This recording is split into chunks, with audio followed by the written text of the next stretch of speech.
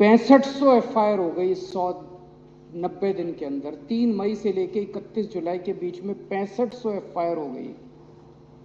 प्रधानमंत्री जी चुप रहे। मणिपुर में 4000 लोगों के घर जला दिए गए। प्रधानमंत्री जी चुप रहे। 60,000 लोग बेघर हो गए। प्रधानमंत्री जी चुप रहे। 150 से ज्यादा लोगों की मौत हो गई। प्रधानमंत्री जी चुप रहे। 350 धार्मिक स्थल जला दिए गए। प्रधानमंत्री जी चुप रहे। केंद्रीय फोर्सेस, आसाम राइफल्स और मणिपुर पुलिस के बीच में खुलेआम झगड़ा हो गया और गोलाबारी हो गई, जो आज तक भारत में कभी नहीं हुई कि सेंट्रल फोर्सेस और लोकल पुलिस के बीच में झगड़ा हो जाए।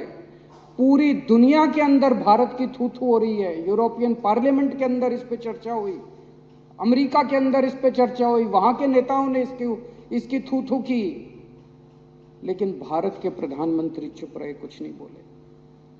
और एक दिन जब एक वीडियो चारों तरफ सर्कुलेट हुआ जिसमें हमारी 2 या 3 बहनों को निर्वस्त्र करके सड़क के ऊपर घुमाया गया और उनके साथ खुलेआम सरेआम कई लोगों ने मिलकर गलत काम किया, तब भी प्रधानमंत्री जी चुप रहे। उनके मुख्यमंत्री कहते हैं ये कोई आइसोलेटेड इंसिडेंट नहीं है, यहां तो ये रोज ही हो रहा है। मैं ये पूछना चाहता हूं कि एक देश का प्रधानमंत्री एक पिता के समान होता है सबके लिए।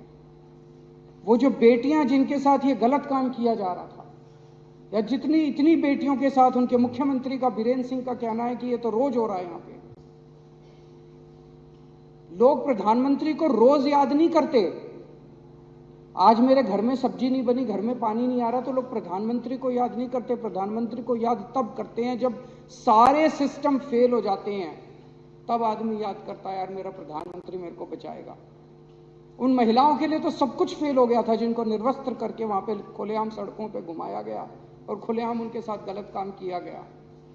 वो तो बेटियां हैं हमारे देश की, वो तो प्रधानमंत्री जी की उम्र के हिसाब से वो तो उनके पिता समान है। पोजीशन के हिसाब से भी, उम्र के हिसाब से भी प्रधानमंत्री तो उनके पिता समान है। और जिस दिन अगर बेटियों की सरेआम इज्जत लुट रही है और बाप कहे कि मेरा इससे कोई लेना देना नहीं है, तो बेटियां कहां जाएंगी? बाप अगर ऐसे मौके पे मुंह मोड़ ले तो बेटियां कहां जाएंगी? मैं देख रहा था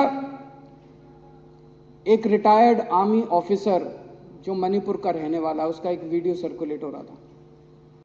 वो प्रधानमंत्री मोदी जी का बहुत बड़ा भक्त होता था, अंध भक्त होता था। उसका पिछला ट्विटर अकाउंट उठा के देखो, उसने मोदी जी के लिए अंध भक्ति में पिछले कई सालों से खूब ट्वीट किए हुए हैं। वो रो रहा था उस वीडियो में, और रोते हुए कह रहा था कि प्रधानमंत्री जी, मैंने नहीं सोचा था कि आप हमें इस तरह से धोखा देंगे। मैंने नहीं सोचा था कि आप हमारी पीठ में छुरा घोंपेंगे, आप हमें हमारे हाल पे इस तरह से छोड़ देंगे। ये सारे बीजेपी वाले कह रहे हैं कि ये अकेला प्रधानमंत्री आज जो पिछले 9 साल में 50 बार नॉर्थ ईस्ट गया था। अध्यक्ष महोदया, हमारा कोई रिश्तेदार हमारे खुशी के मौके पे तो रोज आए, लेकिन जिस दिन मुसीबत हो उस दिन मुंह मोड़ ले, तो आदमी तो असली दोस्त तो वही होता है ना जो मुसीबत में काम आता है। असली साथी वो थोड़ी होता है जो कि शादी ब्याह में।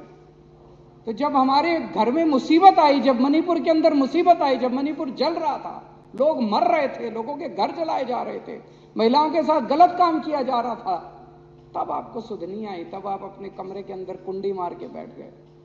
पूरा देश इस टाइम स्तब्ध है और पूरा देश पूछ रहा है कि प्रधानमंत्री की चुप्पी का कारण क्या है। प्रधानमंत्री ना कुछ कर रहे हैं और ना कुछ बोल रहे हैं। प्रधानमंत्री की चुप्पी का कारण क्या है, ये पूरे देश के अंदर इस वक्त चर्चा का विषय है।